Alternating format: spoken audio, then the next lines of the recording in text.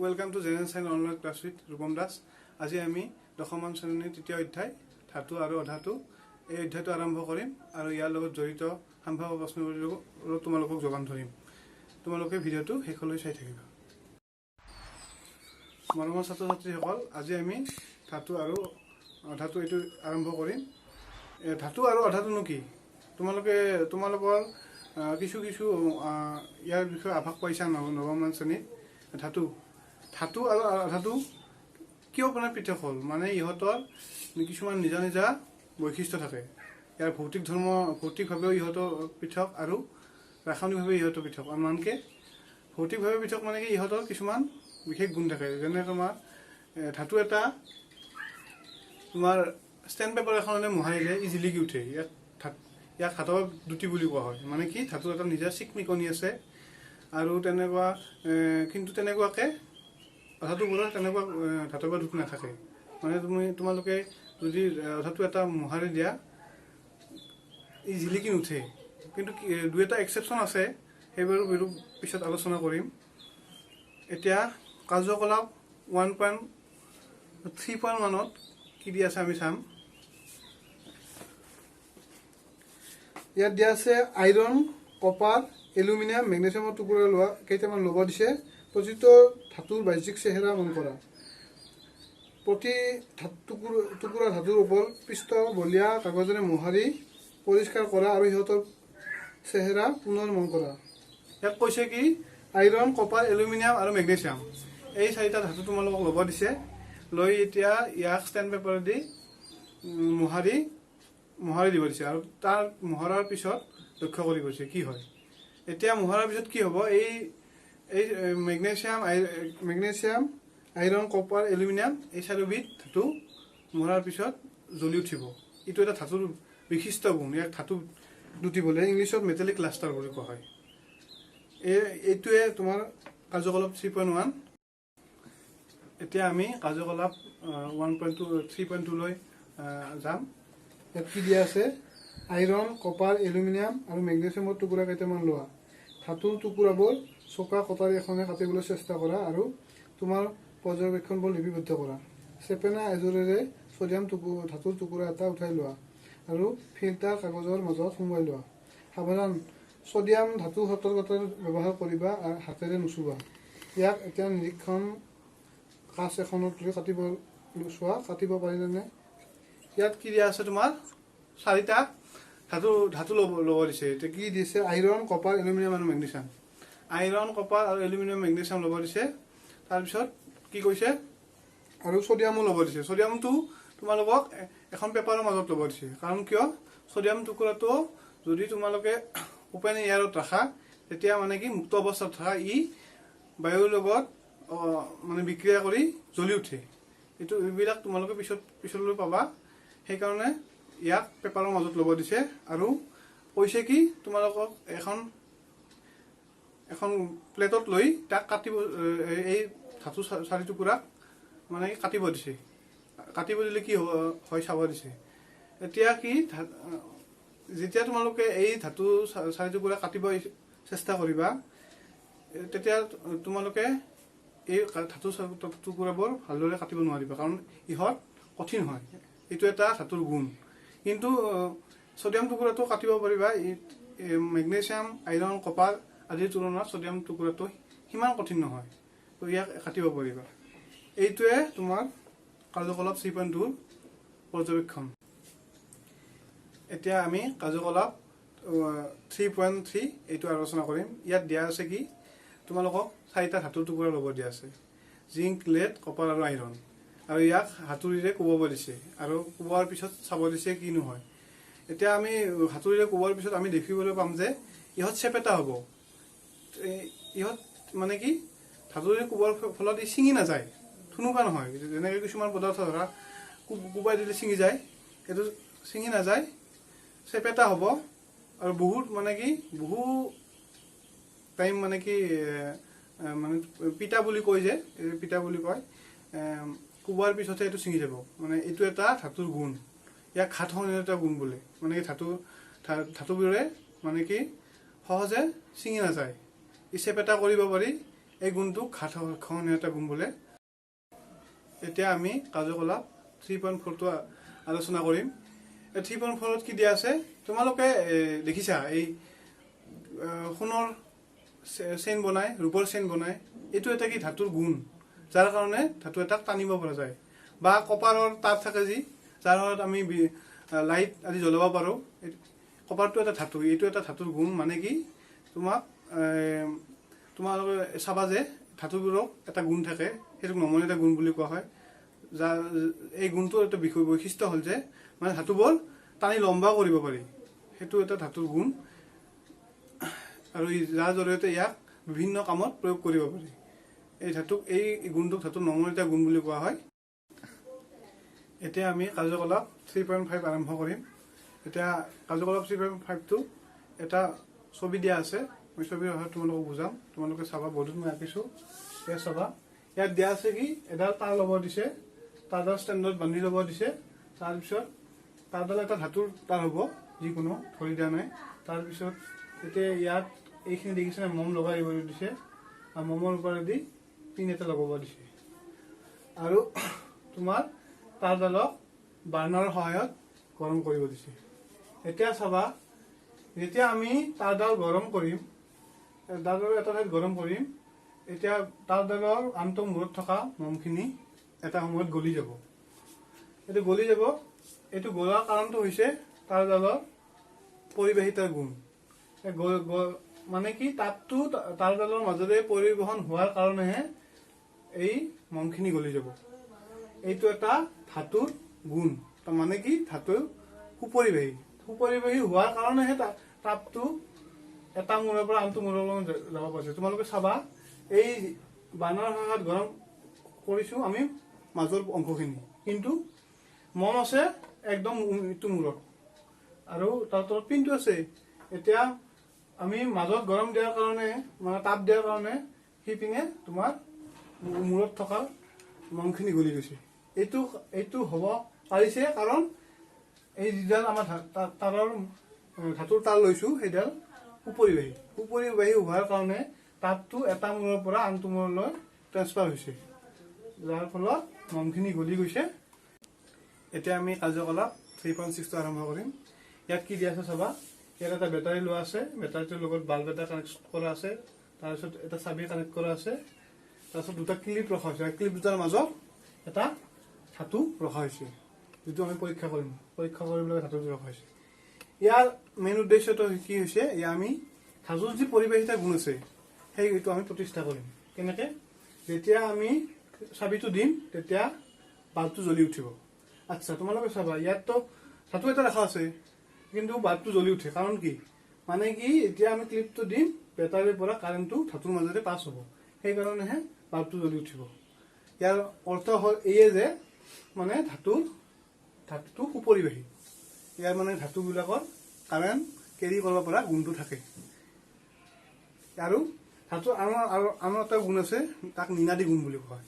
তোমালোকে চাবা, এই ঘৰত থকা কাঁহৰ বাচন যদি আছে, যেতিয়া কাঁহৰ বাচন এটা মাটিত পৰি যায়, তেতিয়া বহুত সময় ৰিঙাই থাকে, শব্দ হৈ থাকে। এইটো এটা ধাতুৰ গুণ। মানে কি, ধাতুবিলাকৰ এই গুণটো থাকে, ইয়াক নিনাদী গুণ বুলি কয়। মানে কি, যেতিয়া ধাতুৰ টুকুৰীয়া হয় তেতিয়া ই বহু সময়লৈকে চাউণ্ডটো কৰি থাকে, চাউণ্ড কৰিব পাৰে। এতিয়ালৈকে আমি যিকেইটা কাৰ্যকলাপ কৰিলোঁ, তাতে আমি ধাতুৰ কেইটামান বিশিষ্টতা বা গুণ আমি দেখিবলৈ সক্ষম হৈছোঁ। তাৰে ভিতৰত হৈছে, প্ৰথম হৈছে ধাতৱ পদ্ধতি। ধাতৱ পদ্ধতি মানে হৈছে তোমাৰ এই ধাতুবোৰ যি উজ্জ্বল, তাকে ধাতৱ পদ্ধতি বুলি কোৱা হয়। নেক্সট পাইছোঁ আমি ঘাত খহনীয়তা। এই ধাতুবোৰ যে মানে কি পিটি বা মানে কি হাতুৰি কোবালে চেপেটা হয়, সেইটোক ঘাত খহনীয়তা বুলি কোৱা হয়। নেক্সট আছে তোমাৰ পাইছোঁ নমনীয়তা। এই আমি ধাতুৰ সহায়ত বিভিন্ন চেইন, বিভিন্ন অলংকাৰ যি বনাব পাৰি, সেইটো এটা ধাতৱ নমনীয়তা বোলে।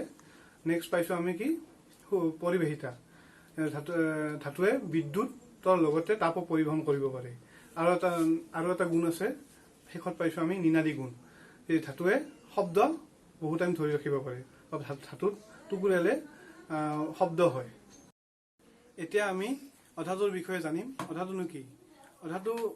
অধাতুবোৰ হৈছে কিছুমান অধাতুৰ উদাহৰণ হৈছে অক্সিজেন, ছালফাৰ, হাইড্ৰজেন ইত্যাদি। ইয়াত তোমালোকক কাৰ্যকলাপ 3.7ত কৈছে যে আমি ধাতুবোৰ ওপৰত যিবিলাক পৰীক্ষা কৰিছিলোঁ 3.1ৰ পৰা 3.6লৈকে সেইবোৰ পৰীক্ষা অধাতুবোৰৰ ওপৰতো কৰি চাব দিছে। এতিয়া তোমালোকে অলপ ভাবি চোৱাচোন, অধাতুবোৰৰ ওপৰত এইবোৰ পৰীক্ষা সফল হ'বনে? নিশ্চয় অধাতুৰ ওপৰত এইবোৰ পৰীক্ষা সফল নহয়, কাৰণ ধাতুৰ যি গুণ দেখুৱায় অধাতুবোৰে নেদেখুৱায়। সেইকাৰণে অধাতুবোৰৰ ওপৰত এইবোৰ পৰীক্ষা সফল নহয়। ইয়াৰ নেক্সট তোমালোকক এখন তালিকা দিয়া আছে ধাতু আৰু অধাতুৰ ওপৰত। তোমালোকক কেইটামান ধাতু আৰু অধাতু লৈ তালিকাখন ফিল আপ কৰিব দিছে। এতিয়া মই জাষ্ট তোমালোকক বুজাৰ কাৰণে এটা ধাতু আৰু এটা অধাতু লৈছোঁ, তোমালোকক বুজাই দিছোঁ। চাবা, ইয়াত এলুমিনিয়ামটো এটা ধাতু, ইয়াৰ চিহ্ন Al হ'ব আৰু এলুমিনিয়াম